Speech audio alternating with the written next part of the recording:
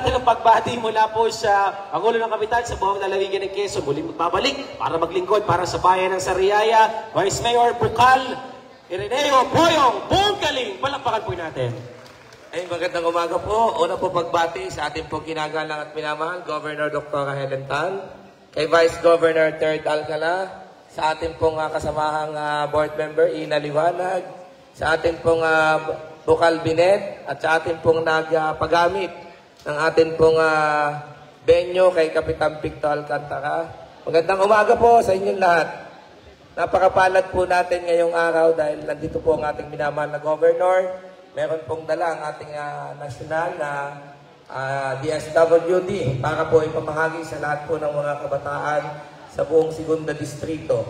Kaya sa inyong lahat, sana po ang kaunting halaga na ito po ay sana ay magamit ninyo sa inyo. Napakahirap po magpaaral, lalo na ngayong panahon ito. Kaya sa lahat po sa inyo, sana po ay ang ating pong minamahal na Governor, Dr. Helen Tan, ay napakapalad dahil po siya po ay nagbababa ng mga ganito pong programa. Salamat po sa inyo, sa Sariaya, Candelaria. Maraming salamat po. Mabuhay po kayong lahat. Salamat po. At mabuhay ang ating pong lalawigan. Thank you.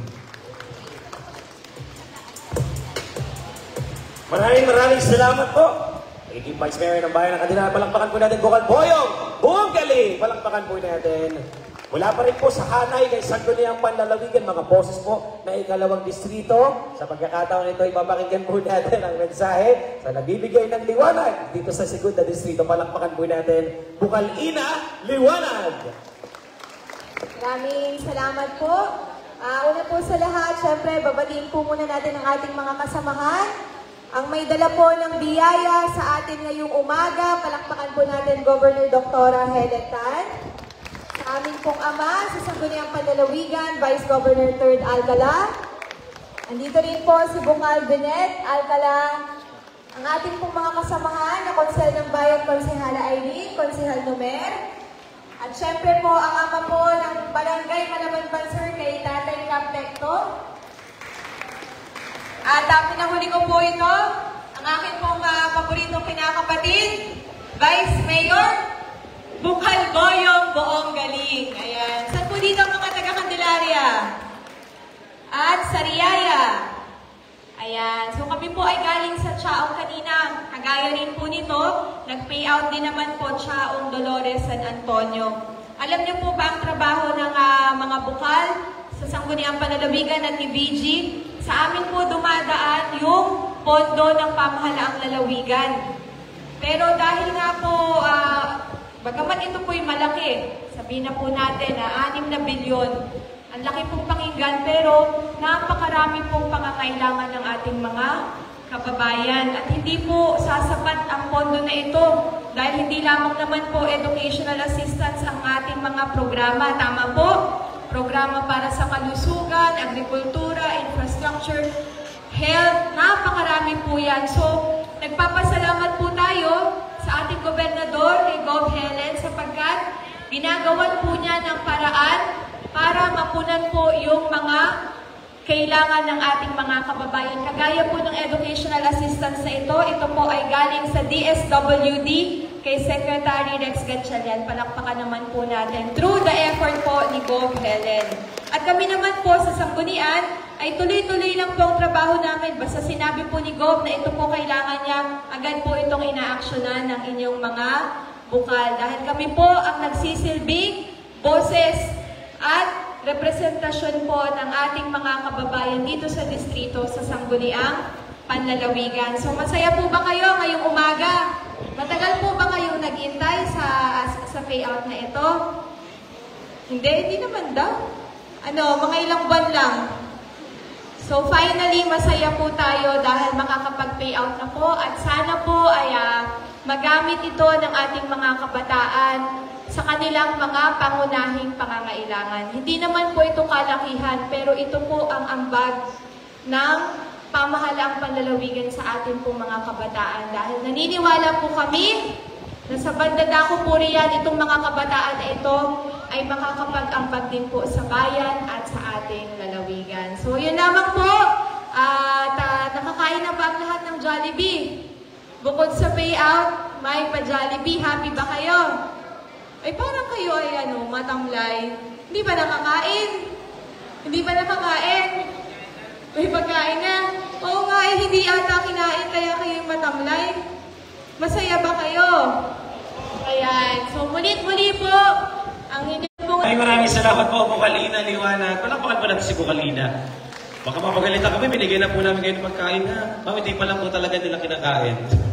At hindi na mapapakinggan, pagbati po sa atin, isa pa rin ho sa ating ginatawa sa Sangguniang Panlalawigan, nag-aabante sa Segunda Distrito, palakpakan po natin, Bukal Vinet Alcala. Thank you, Benny. Magandang umaga sa inyo lahat! Ay, walang energy. Bakit? Ha? Masama pakiramdam nyo? Medical mission atang kailangan namin dalahin dito. Okay lang kayo? Okay ba po? Yan, medyo mainit lang, no? Pagpasensya natin, pero mabilis lang naman po ito. Siyempre, bago pong lahat, tayo po ay magbibigay galang pagbati po sa ama ng host barangay po natin, kay Lolo Cap Pecto Alcantara. Palakpakan po natin at sa bubuo po na Sangguniang Barangay ng Malaban Bansol. Yan. At siyempre sa atin pong ninang ngayong araw na ito, magbibigay baon sa inyo. Sa araw na ito, ang ating pong minamahal ginagalang Governor Dr. Helen Tan. Palakpakan naman po natin. Isama rin po natin ang ating pong isa sa pinakamahusay na vice gobernador ng lalawigan ng Quezon, Vice Governor 3rd Alcala. At syempre, aking po mga kapatid sa Sangguniang Panlalawigan, ang susunod na Vice Mayor ng Candelaria, Boyong Bonggaling. At si Bongala, Ina Liwanag. Para talagang kainin nyo na nga yan, para magka-energy na kayo. O nahihiya kayong isubo na baka makita ng katabi nyo kung gaano kalaki kayo sumubo. Alam nyo, pag mahihiyain, kumain, nagugutom. Huwag kayong mahiya pagkakain. Sige, sasakit siyan nyo. O ayaw nyo matulad sa kasing seksihan ko. Sige po. Si Ate Bidet po, masaya ngayong araw na ito po kayo po ay mabati man lamang at saka makakwentuhan. Bagamat kami may maiksing oras, tayo po lahat ay masaya kasi sa bukas. Alam ko may mga 2 buwan, 3 buwan na naghintay dito para matanggap po ang assistance ninyo. Sino 3 buwan? Taas ang kamay. O meron, 2 buwan. O may mas matagal pa. Ha? Medyo matagal. Pero ito na yung pagkakataon. Ito na, tanggap na natin. Baka yung iba dyan, iniutang na. Bayaran niyo muna yung utang nyo para makautang ulit. Dahil lang. At syempre, sa lahat po ng kung sakali matanggap nyo po, pag uwi ninyo, iyo po kayo po mag-iingat at baka madukutan pa. At sa ating po mga kabataan na nag-aaral pa, yung iba ata graduate na, pero sa mga nag-aaral, hiling lamang naman namin sa Sangguniang Pamahalang Panlalawigan na kayo po ay mag-aral mabuti. Ito pong a-export na ito o matatanggap po ninyo na pambaon ninyo o panggastusin ninyo pang-aaral ay para maiparamdam po sa inyo na meron po kayong gobyernong masasandalan, na meron po kayong katuwang sa pag-aaral po ninyo na kasama po ninyo para po sa inyong pagtandaan. Kaya po, sana mag-ingat kayo. Yung lamang hiling namin, mag-aral kayong mabuti para sa inyo rin naman yan.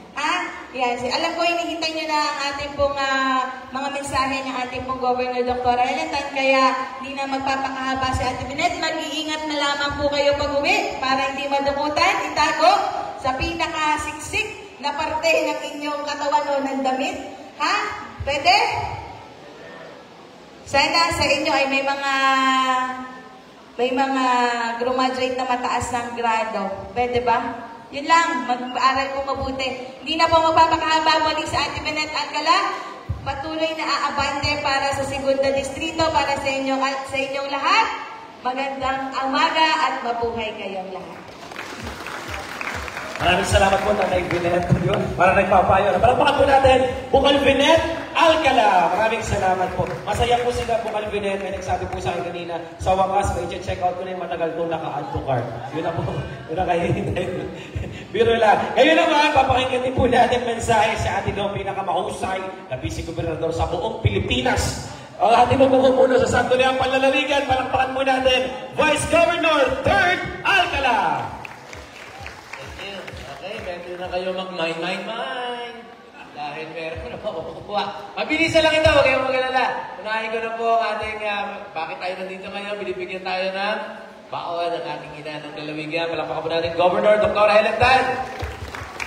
Pagkatapos ako magsalita, ang abante babae, kapakanan ng mga kababaihan sa Segunda Distrito, Bukal, Binen, Alcala. Palakpakan natin.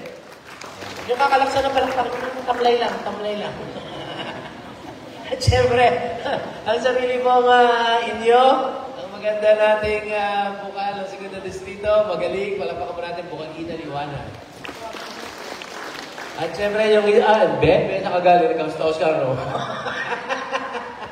Palakpakan po natin ang mga leader po ninyo sa bayan ng Candelaria. Kay Cons Bebe, palakpakan po natin. Kay Cons Dover, palakpakan po natin. At syempre, kay Consiala Aileen Balabana, palakpakan po natin. Sa ating magiting na Kapitan Perfecto Alcantara, palakpakan po natin. Yay! Gusto mo rin ang baon, papasok ka pa rin pa. At syempre, hinuli ko ang special, ang Pangulo ng mga Kapitan ng buong lalawigan. Mayroon po kasing kapitan, may pangkalahatan. Siya po ang tumatayong Pangulo ng pangkalahatan ng mga kapitan sa ating lalawigan. At ngayon ay paikot-ikot dito sa Candelaria, parang sipay. Parang nagpaparamdam. Ano bang iyong plano sa buhay? May dalang sa bahala na daw. Ang magaling, pinagmamalaki po natin yan. Isang magaling na liderato mula sa barangay. Ngayon, babalik sa bayan ng Candelaria. Kumuha ng karanasan, nagpagaling, nilinang ang sarili upang maglingkod dito sa bayan ng Candelaria. Walang iba, palakpakan po natin ang bising-bising, magiging Vice Mayor to be Boyong Bunggaling. Palakpakan po natin. Itagtagi ang baon ng mga bata. Sa inyo po lahat, mga kabataan, mga magulang na nandito, magandang umaga po. Magandang umaga. Tayo na lang kayo mag-usap, kayo nasagot eh. Maiksi lamang, kumusta kayo? Kumusta pag-aaral? Ayos naman? Maayos bang grades nyo? Kung maayos ang grades, mag-apply kayo sa amin ni Ma'am, ha? Nag-aanap kami ng mga batang ating i-groom. Magtatrabaho kayo sa amin o kaya sa mga pribado, i-groom namin kayo at kayo ay future leaders ng ating lipunan, ng bayan ng Candelaria. Totoo yan. Gaya nyo rin kami nung araw, pa-attend, panood-nood. Kami po ay scholar din. Ngayon, kayo naman, pagkakataon nyo naman. Kaya ang payo, mga nauna sa akin, pilitin ninyo matapos ang pag-aaral. Tsaka na muna tayong magsalamin-salamin. Sa bahay na lamang yan. Tsaka yung, maybe this time. Alam mo yan. Sigurado ko. Ito, alam mo na. Tama-tama yung iyong costume. Yan na yan yung suot ng bata. Ano, yan na. Ano, tirahin natin. Sampal na ano ka ba? Hindi ako ready. Biro lang, may napasaya ko lamang kayo. Kayo yung mag-iingat pag-uwi. Huwag kayong papayag na hindi nyo matatapos ang inyong pag-aaral. Okay? Ilang kasunduan ang aming ng pangarap ng pamahalaan panlalawigan. Lagi kami nakaalalay sa inyo. Kung ano mo may itutulong, tulad dito, at mga marami pang iba, kami iaalalay lamang. Pero, ang lahat ng yan, kayo pa rin ang tutupad ng inyong mga pangarap. Kami magbibigay lamang ng direksyon, pagkakataon o oportunidad. Na right after graduation, hahanap namin kayo ng trabaho. Okay? So, yan ang ating kasunduan, mga bata. Okay ba yan? Okay?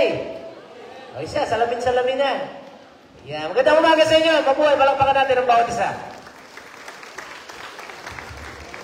Maraming salamat po, Mr. Maybe this time, Vice Governor 3rd Alcala. Palakpakan po natin. Mapanood yung Maybe this time niya, naka-live po yun sa Provincial Government of Quezon. Yeah, may ano po doon, previous slide.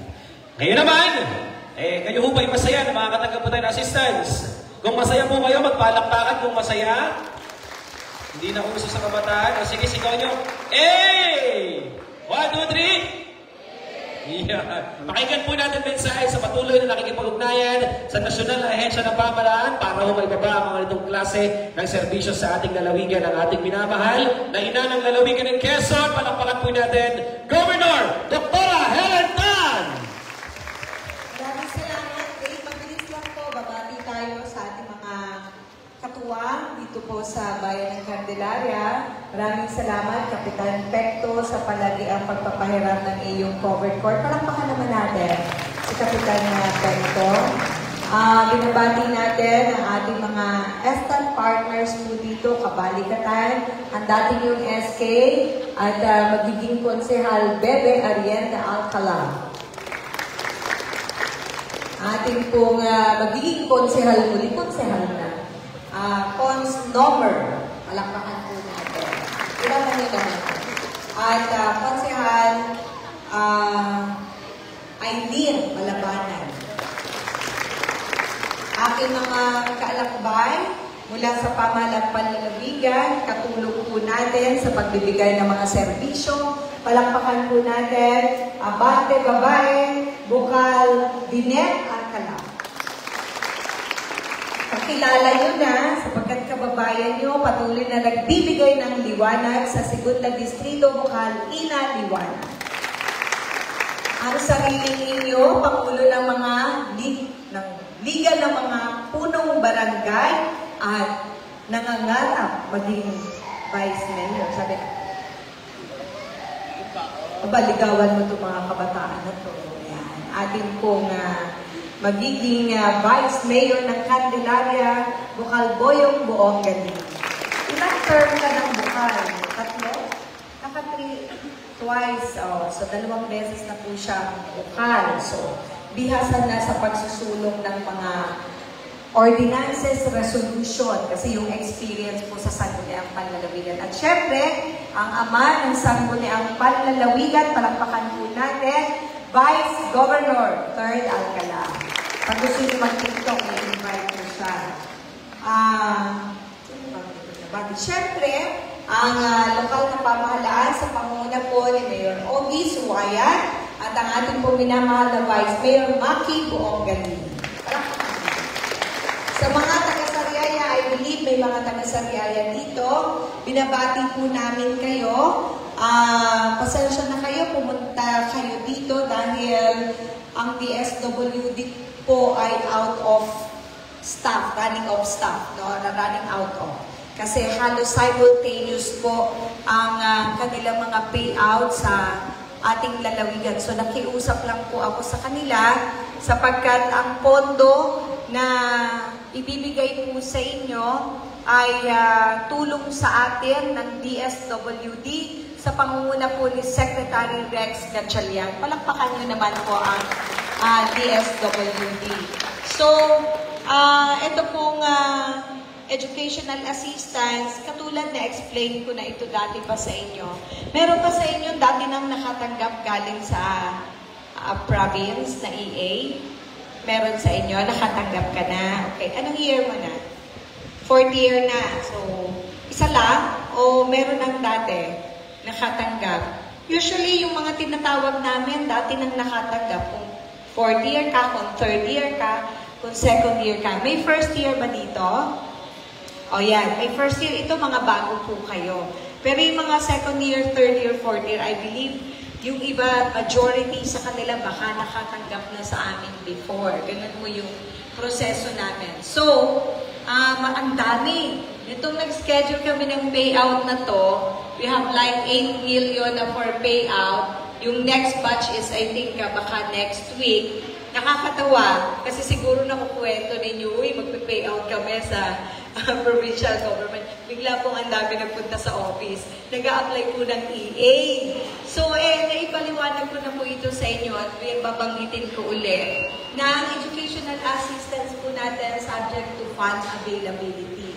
Basta po may pondo sa provincial government, tayo po ay nagtatawag ng mga applicants. Kaya kung mapansin nyo, baka may classmate po kayo na hindi nakasama. Ipaliwanag nyo po ha. Kasi batch by batch po kami. Pag meron na naman na tumulong sa atin na senators, nagbigay po ng AIS, fund po DSWD, that will call again mga pending. Before this payout, nung nalaman nila nag-schedule kami, nagulat kami, ang dami kong bata na nagunta sa office, sa mga satellite office. So, meron tayo 10,000 plus pa na pending na mga bata na yung applihan sa office namin. So, yun yung aming medyo ikagapa kung paano namin sila mabibigyan din ng financial assistance. So, madami na mga bata kasi yung ating educational assistance is open. No? Sabihin, nalaman nila, pupunta, nag-apply, may fund, natawagan. Hindi na katulad dati yung mga kung sino na lang anak ng leader, sino na lang may connection sa mga elected officials, siya lang ang nakakatanggap. Ang provincial government po, hindi ganon. Dati, bago makapagbigay ng financial assistance sa may sakit, dadaan ka muna sa office ng governor, dadaan ka sa office ng mayor, sa amin po, sa aking pamamalakad mo. So, ayoko po nang naghihintay, especially po medical assistance. Yung educational can wait naman, no? Hospitalization and medical, dire-diretso yan. Pero actually, hindi ko po nakakaharap yung mga yan. Direkta na ibinibigay sa kanila, depende po sa assessment ng social workers, no? So, para hindi po naaantala kasi ako paniniwala ko yung pangangailangan na very immediate. Kung hindi mo ibigay agad, ibigay mo yan, pagkalipas na ng kanyang problema, hindi na niya ma-appreciate yung value ng tulong na ibinibigay. So, yun yung gusto naming maunawaan ninyo. Ang tawag po natin dito, financial educational assistance. Di po ito scholarship. Ang definition po ng scholarship ay kino-cover ang buong tuition fee. Tama po? Nagbibigay ng transportation allowance, book allowance, uniform allowance, no? At nagre-require sa inyo ng grado na dapat. Yun po ang totoo. Kaya hindi po namin ito tinatawag na scholarship. But the provincial government, may program po tayo ng full scholarship. Hindi kayo nakasama doon sapagkat limitado ang budget namin. As of the moment, meron lang po kaming 100 na bata, pero yun po ay poorest of the poor. Medyo mahirap po yung proseso na pinagdaanan nila, dumaan sila sa assessment tool na ginagamit din po ng DSWD, at talagang ito po yung mga bata na hindi makakapag-enroll kung hindi namin tutulungan.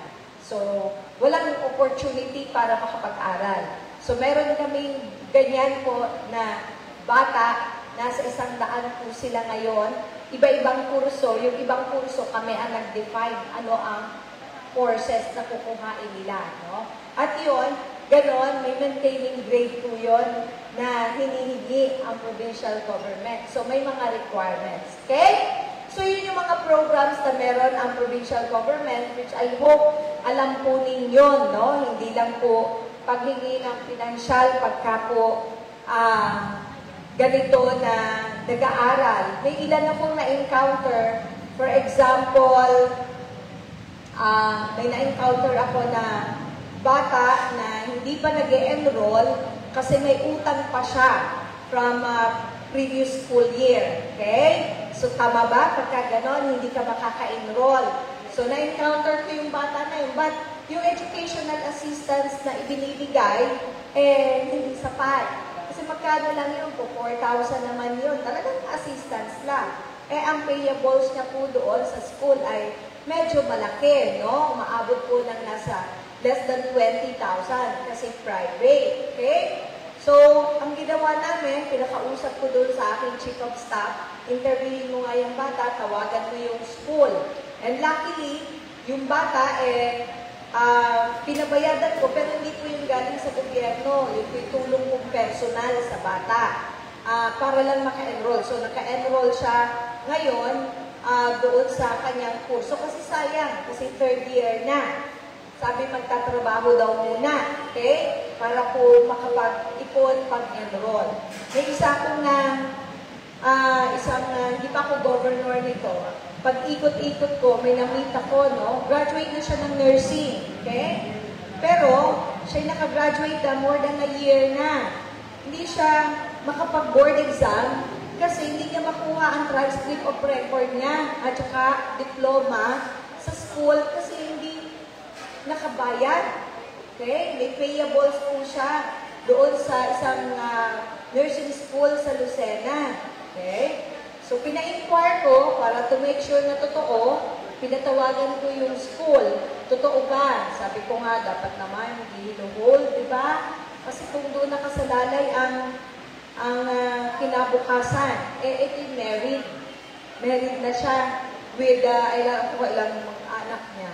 So, sabi ko, sige, bayadan ko yung iyong, mag-review ka. Sabi ko ganoon sa kanya, make sure na magre-review ka. Sakripisyo yan, sabihin mo sa asawa mo, sabi ko gano'n, na kailangan mong mag-review. Nag-review siya, alam niyo po nakakatuwa, talaga mabait ang Diyos, nakapasa. Nasa QLC siya ngayon, nurse siya doon. I'm sure in time, mag-a-abroad yun, aalis yun. Diba? So there are mga ganyang instances, mga exemption to the rule, no? May mga batang ganyan na nakakaranas. So, kaya ako kinukwento, narinig nyo from me. Kung kayo maka-encounter na kasama sa inyong eskwelahan, kaibigan ninyo o kabarangay nyo, makwento nyo na itry mo. Hindi ko sinasabing kaya ko akuin lahat, no? Pero baka po pwedeng humanap ng paraan para matulungan yung bata. Kasi na-recognize natin ang kahalagahan ng education, no? Mahalaga siya. Okay? Yung pagka-graduate nyo, sinong 40 years sa inyo? Pagka-graduate nyo, next problem nyo, humanap ng trabaho. Hindi dahil meron ka na, but diploma, but challenging. Challenging sa ating bansa. Yung opportunities para sa trabaho. Diba? Kaya nga marami sa inyo, kahit hindi yun ang inyong skills and expertise na kinuha, ginagrab, diba? Magkatrabaho lang. Ganun tayo, di ba? So, yan. Kaya, pangwakas, ang bilin ko sa inyo, may mga programa ang national government, kami sa province meron, yung skills training. Habang nag-aaral kayo, i-avail nyo. Kasi sa TESDA, libre yun.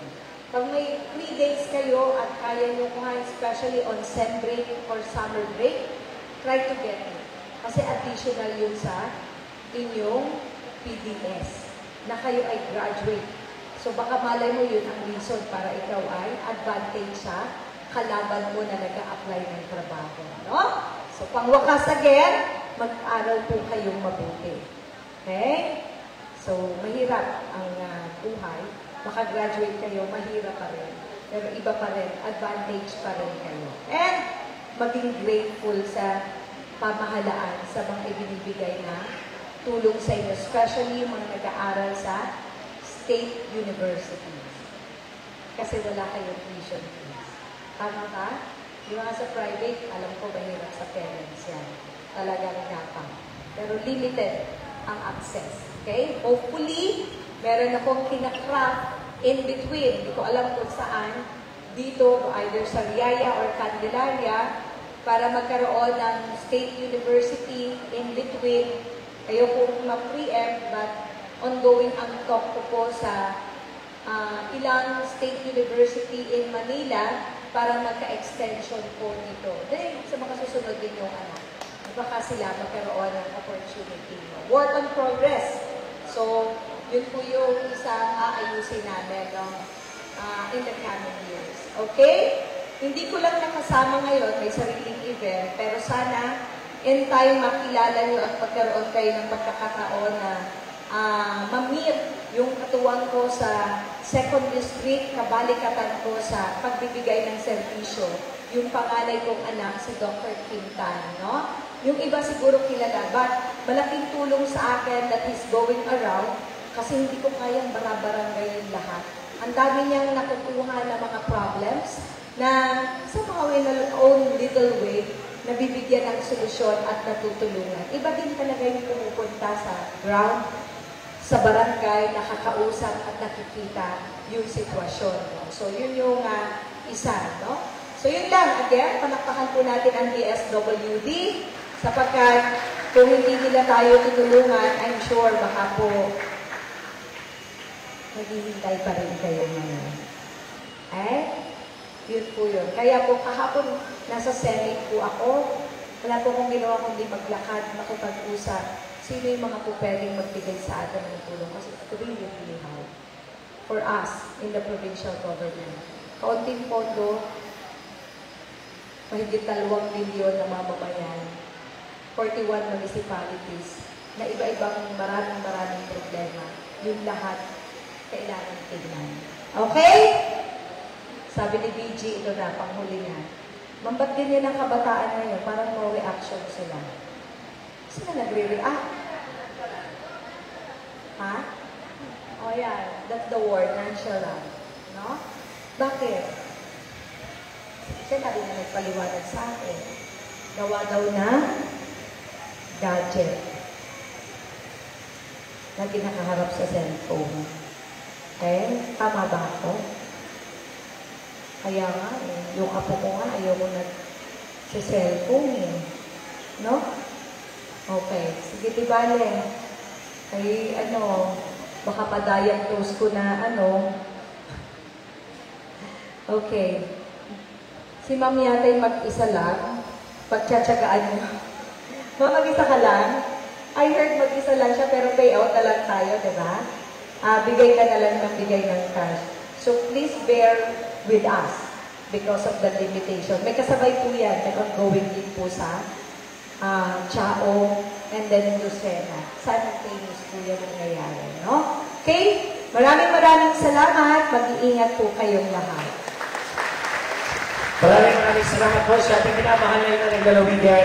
Governor Dr. Helen Tan. Walang pa po natin si Gov. At i-invite natin po natin na tumayo ang lahat.